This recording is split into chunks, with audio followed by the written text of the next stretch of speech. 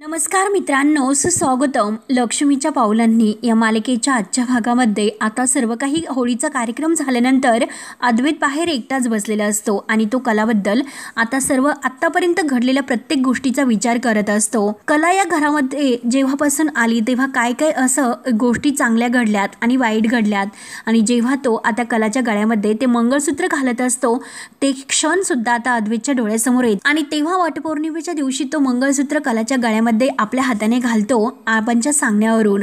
आणि जे काही स्वामीनाथन आहे तर ते यांनी सुद्धा सांगितलेलं असतं की जर जुनी डिझायनर अद्वैत आपल्यासोबत काम करणार असेल तरच मी तुमच्या फ्रँचाइझीसोबत काम करू इच्छितो.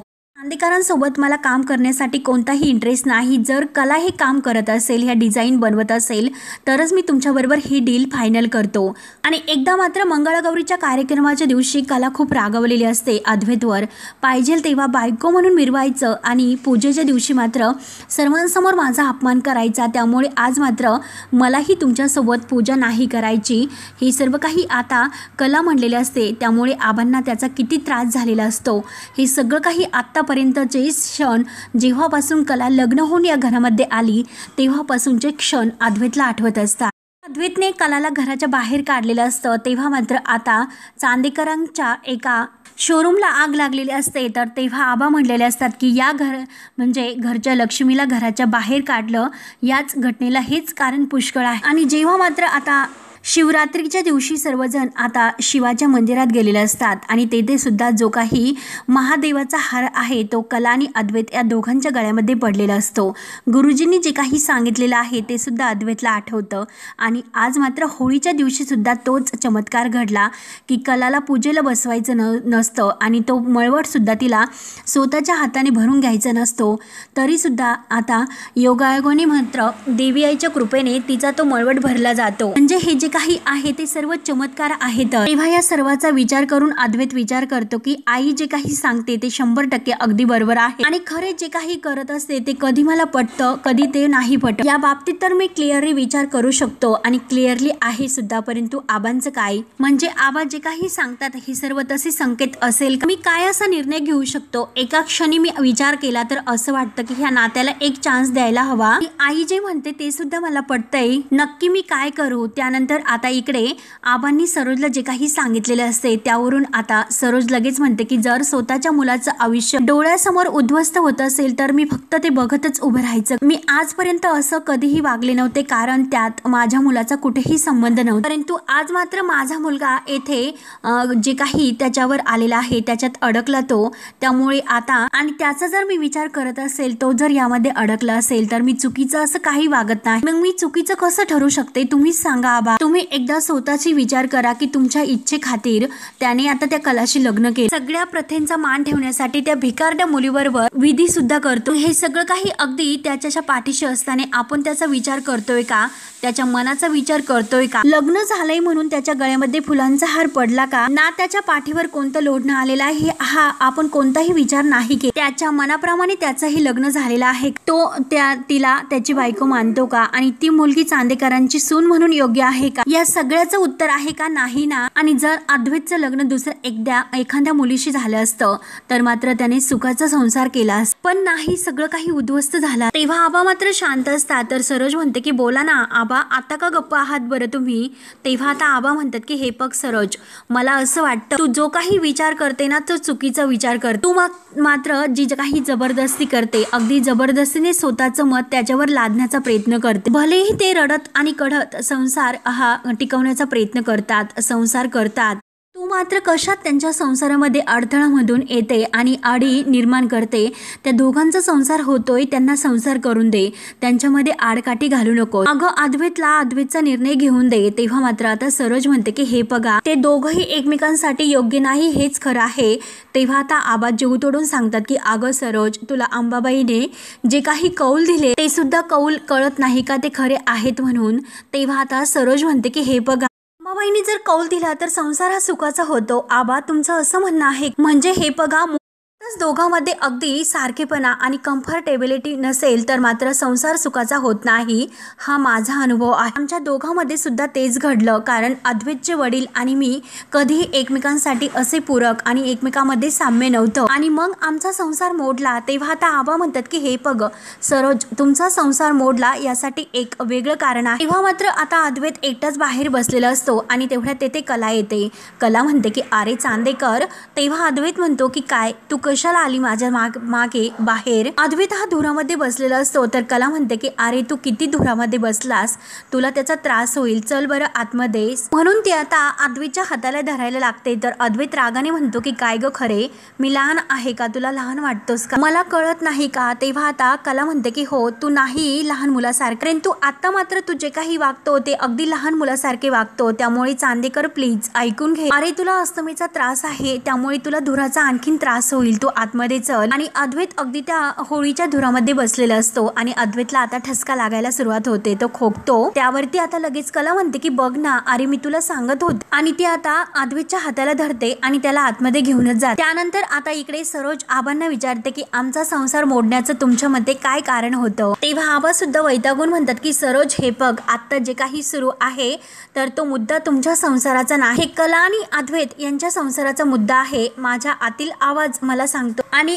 ते हे बघ, त्या दोघांची जोडी आहे ना ती अंबाबाईने बांधलेली आहे, हे लक्षात घे.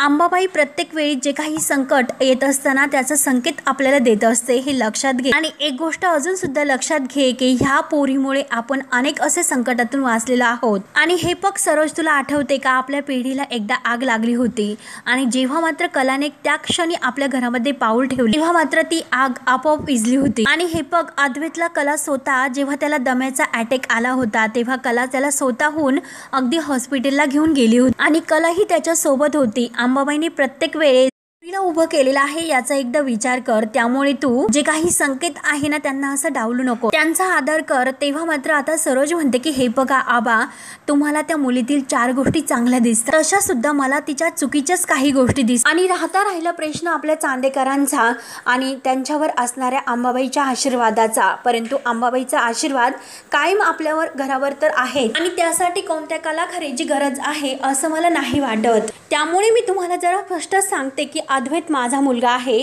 त्याच्या आयुष्याचे काय निर्णय आहे ते सर्व मला एकटीला घेऊन. तेव्हा आबांना सुद्धा राग येतो. आबा म्हणतात की हे बघ, तू आई म्हणून कसं वाग हे मी तुला सांगण्यासाठी येथे नाही आलो, परंतु एक माणूस चांगलं वाग, जो काही निर्णय तुला घ्यायचा आहे तो व्यवस्थित विचार करून घे. तेव्हा सरोजला सुद्धा राग येतो. सरोज म्हणते की हे बघा, मी जे काही वागते ना आबा ते चुकीचं नाही वागत, हे माझं मला कळतं.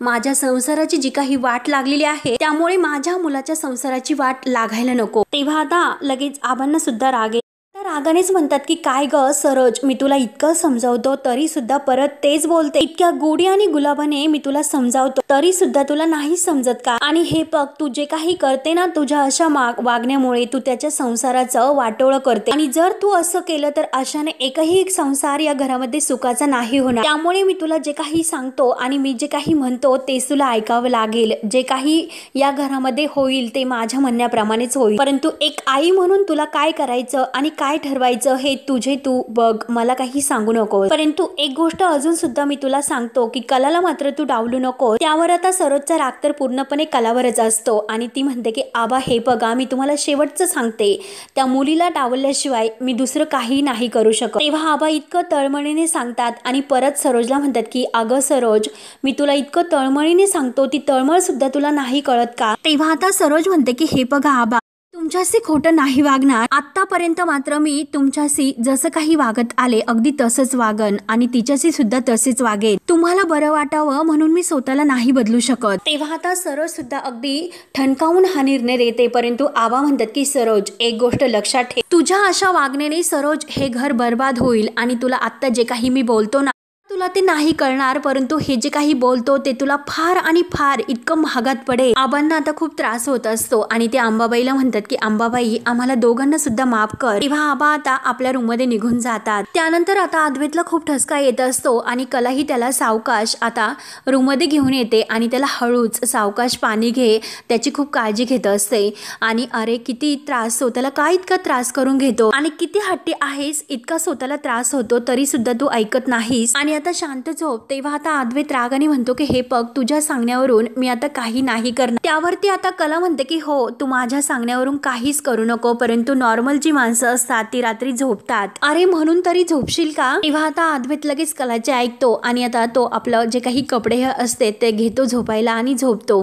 तेव्हा कला सुद्धा आपलं जे काही अंथरूण आहे ते व्यवस्थित करते आणि ती बिचारी सुद्धा अंथरुणावर झोपते आणि तीच पुन्हा आता उठून बसते आणि अद्वैतला म्हणते की चांदेकर, अरे ऐकतोस का? हे बघ, मला सगळं काही कळतं. आयुष्याचा योग्य आणि व्यवस्थित जोडीदार हा शोधणं हे खूप अवघड आहे रे, इतकं सोपं नसतं. हे बघ. आणि आता अद्वैत लगेच रागाने उठतो आणि पुन्हा तो आता जो काही त्यांचा तो फळा असतो तर त्या फळ्याजवळ येतो आणि त्या फळ्यावर तो आता पुन्हा काहीतरी भिन्नता या म्हणजे क्रमांकानुसार तो काहीतरी असं लिहितो. तेव्हा मात्र रागानेच लिहितो आणि परत आपल्या जागेवर जाऊन झोपतो. कला बिचारी आता उठून मागे सगळं काही ती आता वाचत असते आणि तिला इतकं वाईट वाटतं तरीसुद्धा आपल्या मनाला ती सावरते. आणि आता अद्वैत तर अगदी ताठेने झोपतो. तेव्हा कला मनात विचार करते की अरे चांदेकर, तू जे काही वागतो ना, बघणाऱ्याला असे वाटेल की तू विचित्र वागतो, परंतु आता मात्र मी तुला चांगलं ओळखते. तेव्हा मात्र आता अद्वैतने तेथे असं लिहिलेलं असतं की गरज नसताना उपदेश करते, म्हणजे कलामध्ये हा एक अगदी परफेक्ट असा वाईट गुण आहे म्हणून. तेव्हा मात्र आता कला ते वाचून मनात विचार करते की अरे चांदेकर, जर तू आपलं नातं काय आहे याचा विचार करत असशील आणि त्यामुळे तू आपल्या नात्यामुळे अस्वस्थ जर होत असशील तर याचा अर्थ असा होतोय की तू विचार करतो अस्वस्थ होतोय कारण तुला आपलं हे नातं एकदम कसं तोडायचं हे नाही कळत. आणि चांदेकर, हीच माझी खूप मोठी अशी उमेद आहे आणि माझा आपल्या नात्यावर पूर्ण विश्वास आहे आणि आज मात्र त्याचा संकेत सुद्धा मला देवी आईमुळे मिळालेला आहे. त्यामुळे हे नातं मात्र असं तसं नाही तुटणार. त्यानंतर आता दुसऱ्या दिवशी रंगपंचमीचा कार्यक्रम असतो. सर्वजण खूप छान तयार होतात, रंगांची उधळण होते, सर्वजण एकमेकांना मिठ्या मारत हॅपी होली असं म्हणतात. कला, रजनी, रोहिणी, राहुल, आबा हे सगळेजण इतके छान तयार झालेले असतात आणि तेवढ्यात सरोज सुद्धा तयार होऊन बाहेर येते. तर सोहम सगळ्यांना रंग तर लावतोच, परंतु आता मात्र सरोज म्हणते की नाही सोहम, तुम्हाला रंग नाही लावायचाच. तेव्हा सोहम म्हणतो की अगं काकी, आज होळी आहे. तर सरोज म्हणते की शास्त्र म्हणून लाव, परंतु जास्त लावू नको. तेव्हा मात्र आता सोहम म्हणतो की अगं शास्त्र वगैरे काही नसतं, आज मात्र एकच शास्त्र आहे, शास्त्र फक्त रंगात. तेव्हा मात्र आता तो सरोजला जेव्हा कलर लावायला जातो तेवढ्यात मात्र अनामिका समोर आलेली दिसते, परंतु सोहम आता लगेच असं सरोजला कलर नाही लावत, तो सारखा अनामिकाकडे पाहत असतो. तेव्हा सर्वांचं लक्ष आता अनामिकाकडे जातं आणि सोहम तिला बघतो आणि धावतच तो आता अनामिका जवळ येतो. धावतच येतो, होली हे भाई होली हे, आणि लगेच अनामिकाला तो कलर लावायला जातो. तेव्हा आता अनामिका म्हणते अरे थांब थांब थांब, मला पिक्चर्स काढायचे आहे, आपण रंग मात्र थोड्या वेळाने खेळूयात. तेव्हा मात्र सोहम म्हणतो की ह्या सगळ्या गोष्टी जरा घरी करून यायच्या. तेव्हा अनामिका म्हणते की अरे प्लीज घरी मला वेळ नाही मिळाला, प्लीज आता मला काढून दे. तेव्हा आता सोहम म्हणतो की बरं ठीक आहे, दाखव मला मोबाईल. तेव्हा मात्र आता अनामिका जेव्हा मोबाईल काढायला जाते तर सोहम तिला पुन्हा रंग लावायला जातो. तर अनामिका पुढे धावते की सोहम नाही. तेव्हा मात्र आता दोघे एकमेकांच्या मागे धावत असतात. सोहम म्हणतो की मी लावणार होली हे, परंतु अनामिका म्हणते की नाही. तेव्हा आता सरोज आणि रजनी या दोघींना मात्र खूप असं हसायला येतं. तेव्हा सरोज म्हणते की रजनी, अगं बघ, पोरावर मात्र लक्ष ठेव, तो आता मला रंग लावण्यासाठी आला होता, मग घरच्यांना रंग लावायचा सोडून तो तर त्या मुलीच्या मागे गेला. तेव्हा मात्र आता सरोजला खूप असं हसायला येत असतं, तर रजनीला सुद्धा हसायला येतं. रजनी म्हणते की अहो वहिनी, काय हो तुम्ही. तेव्हा आता आबा सुद्धा हे बघत असतात. आबा म्हणतात की हो ना, अगदी माझ्या मनातील बोलली. तेव्हा आता रजनी म्हणते की आबा, अहो ती फक्त त्याची मैत्रीण असेल. श्रीकांत आणि बाकी सर्वांना सुद्धा आता खूप असं हसायला येत असतात. तर आबा म्हणतात की अगं रजनी, मी तुझी गंमत केली. तेव्हा मात्र आता अनामिका एकमेकांच्या मागे धावत असतात आणि तेवढ्यात मात्र संगीता, दिनकर आणि काजल येतात. सोहम आता त्याला असं वाटतं की अनामिकेच्या अंगावर मी कलर फेकून देतो, पण तोच अनामिका बाजूला होते आणि जो काही फेकलेला रंग आहे तर तो आता काजलच्या अंगावर येऊन पडतो. तेव्हा मात्र आता काजलला रंग लावलेला असतो, तो पण सोहमच्या हातातून पहिला रंग लागलेला असतो. सोहम आणि काजल एकमेकांकडे बघत असतात. काजलला मात्र आनंद होतो आणि आबा, कला यांना आणि रजनी यांना तर खूप असं हसायला येतं. असतं, परंतु सरोजला मात्र राग येतो। तेव्हा आता काजल अगदी खुश होऊन सोहमकडे बघत असते। सोहम रागाने खाली बघतो तेव्हा संगीता लगेच काजलचा हात धरते आणि सोहमला म्हणते की सॉरी सोहमराव, आमची चूक झाली, आम्ही तुमच्या मध्ये आलो। आणि तेवढ्यात मात्र अनामिका धावतच येते आणि सोहमच्या गालाला कलर लावते की सोहू असं म्हणून। तेव्हा काजलला इतकं वाईट वाटतं। संगीता तिच्या हाताला धरून आता सोहमच्या शेजारून तेथून जात असते। तेव्हा मात्र आता सोहम सुद्धा अनामिकाच्या गालाला कलर लावते। तेव्हा मात्र आता रजनी संगीता आणि दिनकर यांना बघून खूपच खुश होते। त्यांना नमस्कार करून म्हणते की खरंच मी आता कलालाच विचारत होते की आई आणि बाबा केव्हा येतात। तेव्हा मात्र आता कला धावतच येते आणि संगीताच्या गालाला अगदी थोडासा कलर लावून म्हणते की आई धुळवडीच्या खूप खूप शुभेच्छा आणि बाबांना सुद्धा शुभेच्छा देते आणि दोघांच्या पाया पडते। तेव्हा मात्र आता कला ही काजल जवळ येते। काजलचं लक्ष तर सोहमकडे असतं। कला ही काजलच्या गालाला रंग लावते आणि हॅपी होळी म्हणून आता दोघे एकमेकींना प्रेमाने भेटते। मात्र आता रजनीला तर आनंद होतो, परंतु सरोज आणि रोहिणी मात्र अगदी तोंड वाकडं करतात। तेव्हा आबा सुद्धा आता सगळ्यांना धुळवडीच्या शुभेच्छा देत सगळ्यांना हॅपी होली बोलतात। तेवढ्यात राहुल आता आबांना म्हणतो की आबा, मी मात्र माझं डिपार्टमेंट आहे ना ते व्यवस्थित अगदी सांभाळलेलं आहे आणि ते बघा तिकडे मी भांग चढवत ठेवलेले आहे। आज फक्त एक नाही तर अगदी 3 प्रकारच्या भांग मी आणलेले आहे, त्यामुळे या चला लवकर। तेव्हा आता आबा म्हणतात की हो हो चला आणि बघूयात की काय आहे। तेव्हा आता सर्वजण तिकडे भांग पाहायला जातात। त्यानंतर कला आणि अद्वैत तेथेच उभे असतात। अद्वैत मात्र कलाकडे डोकून सुद्धा बघत नाही, परंतु कलाचं लक्ष अद्वैतकडे असतं। कला आता मनात विचार करत असते की हा मला रंग लावणार आहे किंवा नाही, नक्की याच्या डोक्यामध्ये काय चाललं असेल। तेव्हा मात्र कलाने आपल्या हातामध्ये रंग घेतलेला असतो आणि ती आपले हात मागे ठेवते। अद्वैत म्हणतो की तिकडे जा आणि भांग कशी असते हे तुला कळेलच। आता कला म्हणते की मला माहिती आहे की भांग कशी असते ते, मी काही तुझ्यासारखी अरसिक नाही। तेव्हा आता अद्वैत म्हणतो की काय अरसिक, आणि तुला कोणी सांगितलं मी अरसिक आहे म्हणून। तेव्हा आता कला म्हणते की अरे कोणी सांगायला कसं पाहिजे, मला सर्व माहिती आहे। तेव्हा आता अद्वैत म्हणतो की तुला चुकीचं माहिती आहे। तर कला म्हणते की हो का, म्हणजे तुला रंग आवडतो, तर रंग खेळायला सुद्धा आवडतो आणि रंग लावायला सुद्धा आवडतो, म्हणून कला आता हातामध्ये रंग घेऊन त्याच्या अंगावर येत असते। अद्वैत तसतसा मागे येत असतो। तेव्हा मात्र कला म्हणते की अरे किती मज्जा येत असते आणि मला बघ खरंच खूप आवडतं। तेव्हा मात्र आता अद्वैत म्हणतो की हे बघ मला सगळं काही आवडतं आणि मला सगळं काही येतं, कारण पूर्वी मी खूप असे रंग खेळायचो। तेव्हा आता कला त्याच्या अंगावर जात असते आणि पूर्वी ना, आणि मी तर असं म्हणले की पूर्वी असा होता आणि आता असा। तोच लगेच आता सरोज रागाने कलाकडे पाहते आणि लगेच उठते। तेव्हा मात्र आता कला ही अद्वैतला म्हणते की कबूल कर। तर अद्वैत म्हणतो की काय ग तू काय समजते स्वतःला।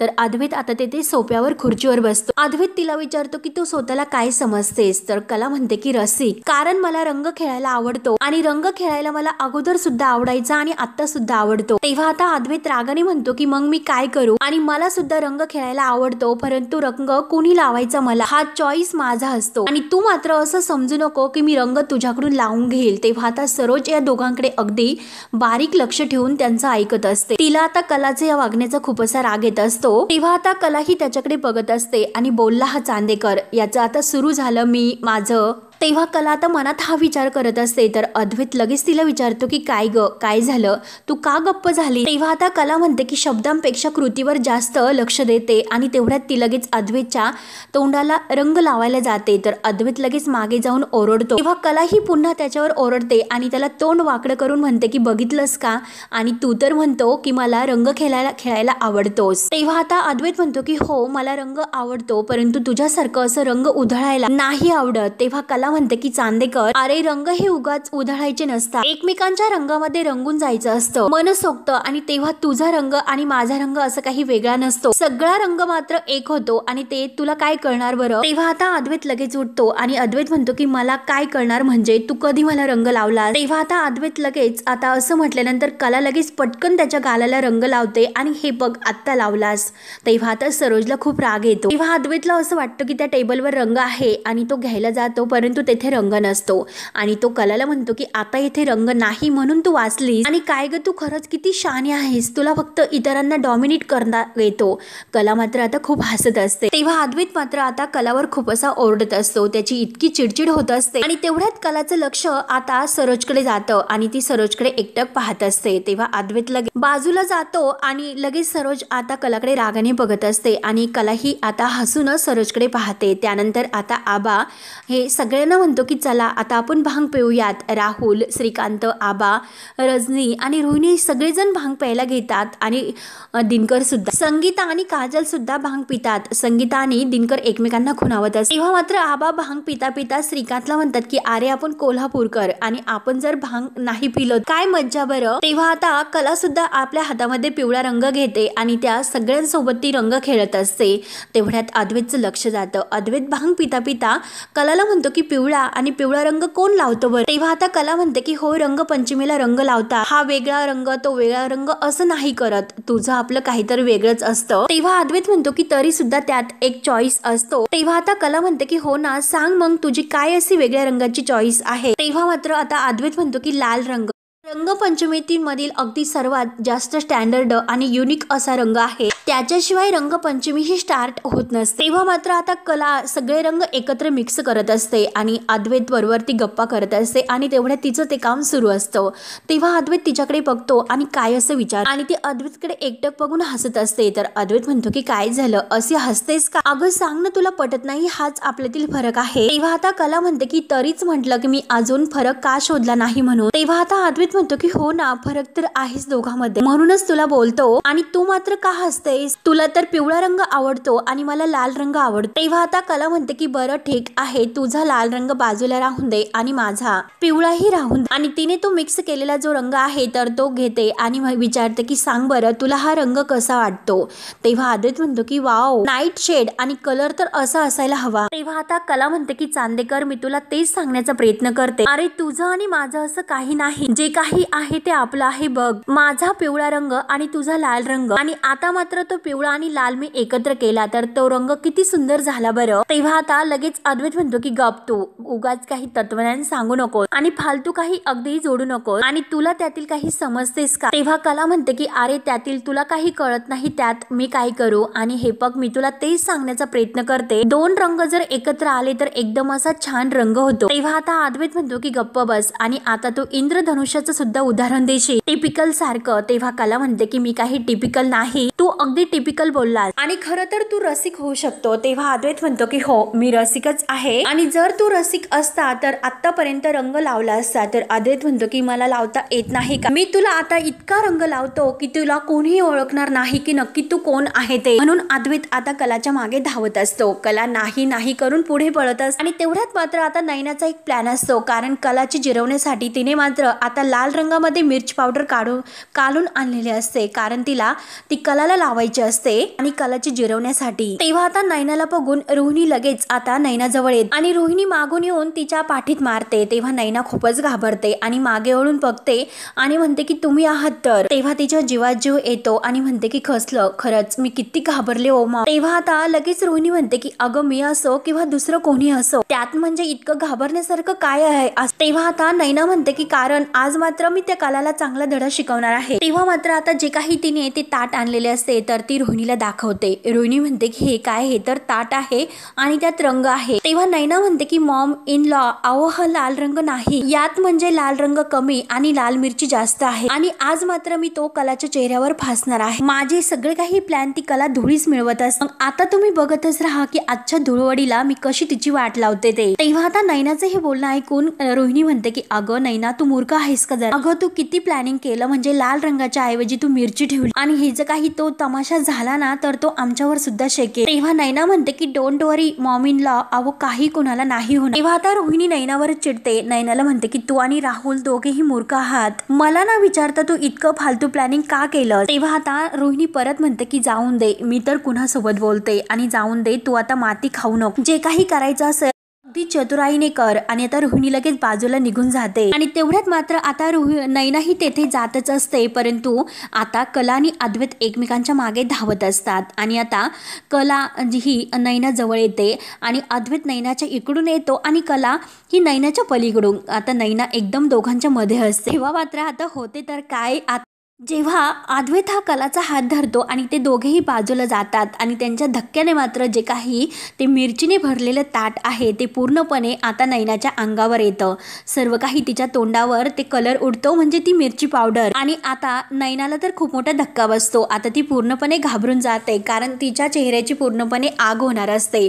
रोहिणी मात्र आता हे सर्व रागाने बघत असते। तर अद्वैत इकडे कलाच्या हाताला धरून तिला घेऊन येतो आणि तिला कलर लावतो। तेव्हा कलाला मात्र खूप असा आनंद होतो आणि ती अद्वैतकडे बघून अगदी हसत असते। तर मित्रांनो, हा भाग येथे संपतो। पुढील भागामध्ये सरोज ही अद्वैतला बाजूला घेते आणि अद्वैतला म्हणते की ती मूर्ख मुलगी तुझ्या आयुष्याचा बेरंग करे आणि तिला पुन्हा एकदा वेगळे पोच दे आणि लांब हो। तेव्हा मात्र आता ही जे काही अद्वैतला सांगते ते सगळं काही सरोज मॅडम सांगते हे आता कलाला समजते। तर कला म्हणते की हे जे काही आता अद्वैतला वेगळं होण्यासाठी सांगते ते सरोज मॅडम सांगते हे कलाच्या लक्षात येते। तेव्हा आता कलाला खूप मोठा धक्का बसतो आणि सरोज लगेच कलाच्या मागून येते, कलाच्या चेहऱ्याला रंग लावते आणि कलाला म्हणते की ही तुझी शेवटची होळी, सगळं काही व्यवस्थित अगदी मजेने खेळून घे। तेव्हा आता कला सरोजचा हात धरते आणि सरोजच्या गालाला कलर लावते आणि सरोज मॅडमला म्हणते कोणी कितीही प्रयत्न केला तरी सुद्धा माझ्या आणि चांदेकरच्या नात्याचा बेरंग नाही होणार, याची मी स्वतः काळजी घेईन, हॅपी होली। तेव्हा आता सरोज मात्र कलाकडे बघूनच असते। तेव्हा मित्रांनो, पुढे काय काय होतं हे बघण्यासाठी आपल्या चॅनलला नक्की सबस्क्राईब करत राहा। धन्यवाद।